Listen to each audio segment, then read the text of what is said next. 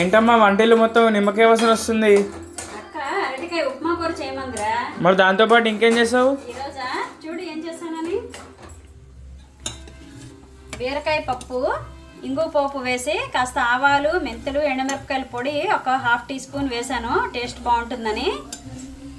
అలాగే అరటికాయ ఉప్మా కూర చింతపండు పులుసు వేయకుండా నిమ్మకాయ రసం వేసాను, బాగుంటుందని. ఇది ఎంతమందికి ఇష్టమో కామెంట్ చేయండి. అలాగే బెండకాయ పచ్చడి చేశాను. బెండకాయ పచ్చడి ఆల్రెడీ మన ఛానల్లో రెసిపీ పెట్టాను, ఛానల్లోకి వెళ్ళి చూడండి, ఫుల్ వీడియోస్లో ఉంది.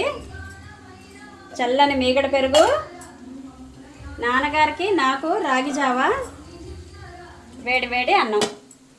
ఇదండి ఈరోజు మా ఇంట్లో వంటలు. నిన్న నైట్ మా వారు కాశీ నుంచి వచ్చేసారు.